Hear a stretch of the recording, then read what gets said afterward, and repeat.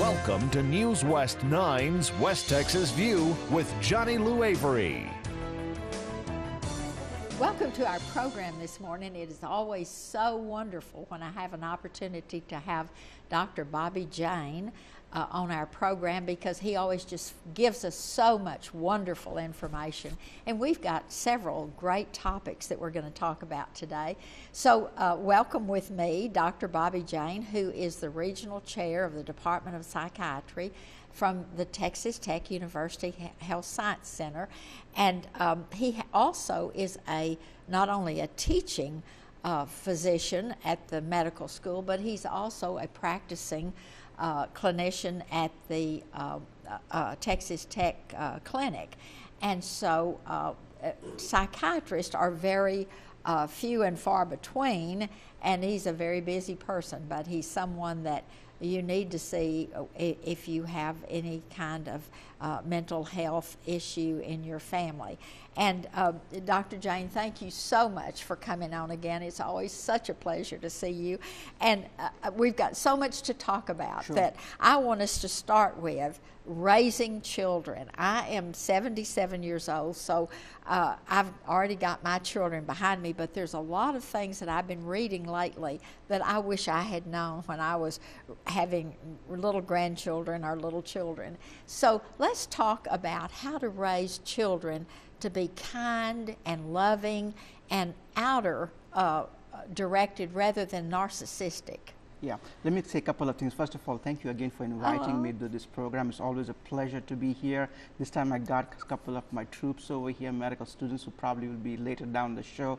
Thank you for inviting. It's always a good pleasure to talk to folks over here.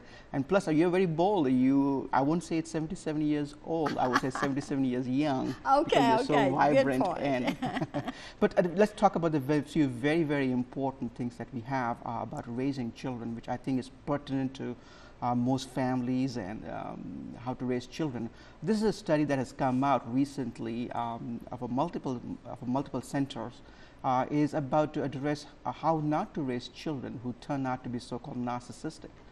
What they mean to say is that how you can raise children who are sensitive, who are compassionate, and who are caring. And it's always nature versus nurture. But in this study, they raised about the nurture issues, is how we can raise children. And the emphasis here was on how parenting can help raise children who are compassionate.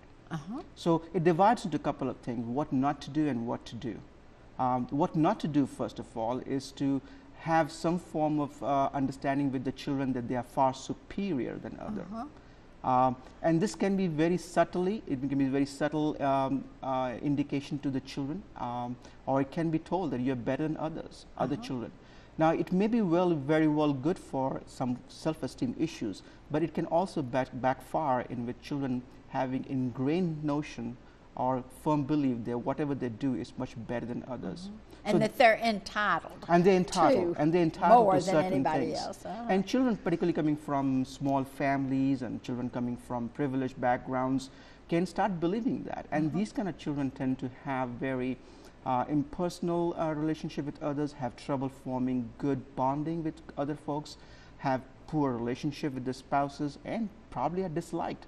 Not to say if they turn out to be bosses or in a power authority, they are intensely disliked by them. So in turn, even if they are very bright, they may not be very successful in interpersonal relationship and overall outcome in their life. So some of the things that talk about that can help raise compassionate children is, first of all, is to have a role model. And this is where I'm glad this study has come out, because it puts the parents on the forefront as a role model for the children in how to behave and how to act before you can expect children to be more compassionate. So be compassionate yourself and give opportunities for children to be more compassionate. And this may be in small things, in encouraging children to do selfless things, even for other children or in some charity organizations. Trying to expand area of compassion. For example, exposing children to selfless activities, be it giving out for donations, even volunteering work for charity, for animals, and those kind of things. If you start that early in their lives, it brings up a sense of camaraderie, it brings a sense of giving back to the society and understanding what other people go through, and also in the sense of getting appreciation how well they are compared to other folks. So these are some of the things they recommend for children to do that. What particularly struck me, which I recommend, and of course this is a practiced notion, is when you have problems with antagonizing problems where you find that things are not going as well as they would like to, is to understand and accept that there will be difference in opinions. This is probably the most important factor where narcissistic children tend to have very little tolerance for what others have to say or any difference of opinion. And this is something they have to understand. And the parents may be the best teachers over here for them to understand that they may have difference of opinion, you may have difference of opinion, that does not necessarily make them better or it makes you better. It's just democracy in a democratic terms. There are differences of opinion and they both may be having some validity. And whenever there's confrontation or whenever there is difference in opinion, what they say is a breathing technique is before you blurt out anything is to have deep breathings and count to 10. It's a very small, very commonly used technique, but when used effectively and starting very early in childhood, preferably by training by the parents, can be very effective in turning out good citizens, good human beings. So that's a very important study that has come out that directly relates to having successful people. So in summary, I would say exposing children early in life to selfless activities, giving them encouragement, giving them compassion, giving them understanding that they can do anything they want to do, but they may not be necessarily superior to others. That gives them self-respect and good self-image and protects them from having narcissistic ideas. And overall, be a role model for your children. Do things and expect children to do what you do, rather than you do opposite and expect children to do something different. And one of the things is parents, I think, don't realize, especially with the first child when everything's so new, is they think it's so cute when they do something that's like, I'm the smartest kid in the world, or I'm the most beautiful kid in the world, but it comes back to haunt them or bite them on the toe later on.